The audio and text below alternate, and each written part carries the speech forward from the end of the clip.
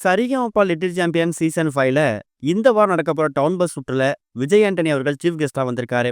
வந்திருக்கக்கூடிய விஜய் ஆண்டனி அபிஷேகாவுக்கு கொடுத்திருக்கக்கூடிய ஒரு மிகப்பெரிய வாய்ப்பு அப்படிங்கிறது எல்லோருக்குமா கிடைக்குமான்னு தெரியாது. அதோட விவரத்தை இந்த இதில் பார்க்க போறோம். லிட்டில் சாம்பியன் சீசன் 5ல இருக்கக்கூடிய எல்லா போட்டியாளரும் ரொம்ப சூப்பரா பாடிக்கிட்டு இருக்காங்க. சுமன் ராஜ், ஸ்ரேயா ஸ்ரீராம், மித்ரா அவங்க வரிசையில அபிஷேகாவும் தனக்கு ஒரு ஃபேன் பேஸை உருவாக்கி வச்சிருக்காங்க. சொல்ல போனா இந்த சீசனோட திவினேஷ் இவங்க தான் அப்படின்னு பேர் வாங்குற அளவுக்கு எக்கச்சக்கமான பாடலை பாடி வந்துட்டு இருக்காங்க.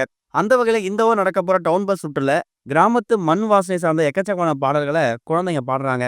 அதுல அபிஷேகா சூஸ் பண்ணக்கூடிய பாட்டு என்னன்னு கேட்டீங்கன்னா, முதல் மரியாதை திரைப்படத்துல வரக்கூடிய வெட்டி வேறு வாசம் அப்படிங்கிற பாட்டு தான். அந்த பாட்டை பாடி முடிச்சதுக்கு அப்புறமா ஒட்டுமொத்த அரங்கமும் அதிர்ந்து போற அளவுக்கு மிகப்பெரிய கரகோஷம் அபிஷேகாவுக்கு கிடைச்சிருக்குது. ஸ்பெஷல் கெஸ்டா வந்திருக்கக்கூடிய விஜய் ஆண்டனி அவர்கள் அபிஷேகாவை புகழ்ந்து தள்ளிட்டாரு. அளவுக்கு பாட முடியுமான்னு தெரியல, வேற லெவல் பண்ணிட்டமா. உண்மையாவே இந்த சின்ன வயசுல இவ்வளவு எனர்ஜியோட இந்த பாட்டை யாருமே பாட முடியாது அப்படின்னு சொல்லிட்டு ஸ்டேஜுக்கே போய் அபிஷேகா கூட சேர்ந்து அந்த வெட்டி வேறு வாசம் அப்படிங்கிற பாட்டை அவரும் கூட சேர்ந்து பாடியிருக்காரு. இதுதான் நம்ம ப்ரோமோல பார்த்திருக்கோம். அடுத்ததா இப்ப ரீசெண்டா ஒரு ப்ரோமோ ரிலீஸ் பண்ணிருக்காங்க.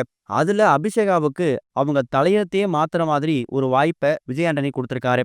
அதாவது அவர் பண்ண போற அடுத்த கான்சர்ட் இருக்குல்ல, கண்டிப்பா சென்னையிலயோ இல்ல ஏதோ ஒரு இடத்துலயோ ஒரு மிகப்பெரிய கான்சர்ட் நடத்தி பல்லாயிரக்கணக்கான ரசிகர்கள் மத்தியில பாடுவார்ல, அப்படி நடக்கக்கூடிய அந்த கான்சர்ட்ல அபிஷேகாவை கூட்டு போயிட்டு நான் பாட வைக்க போறேன் அப்படிங்கிறத அவர் மேடையில அறிவிச்சிட்டாரு.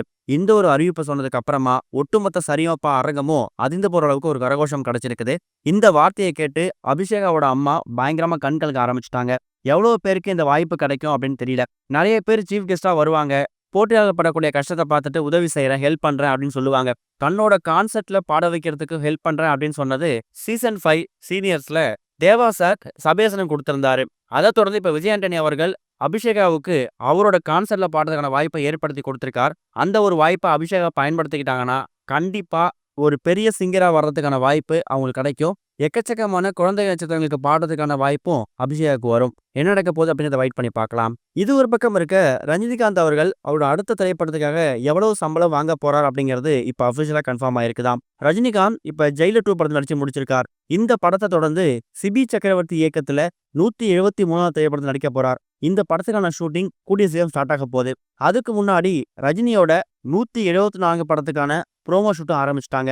நெல்சன் இயக்கத்துல கமலஹாசன் அவர்களை சேர்ந்து பல ஆண்டுகளுக்கு அப்புறமா ரஜினி நடிக்க போறார். இதனாலே இந்த படத்து மேல எக்கச்சக்கமான எதிர்பார்ப்பு ஏற்பட்டிருக்குது. இவங்க 2 பேருமே 80s கெட்டப்ல வர்ற மாதிரியும் தகவல் கிடைச்சிருக்குதாம். இந்த 174வது திரைப்படத்துக்காக ரஜினி அவர்கள் இதுவரைக்கும் தமிழ் சினிமால எந்த ஒரு ஹீரோவும் வாங்க சம்பளத்தை வாங்க போறாராம். அதாவது 225 கோடி ரூபாய் இந்த படத்துக்காக சம்பளம் பேசப்பட்டிருக்குதாம்.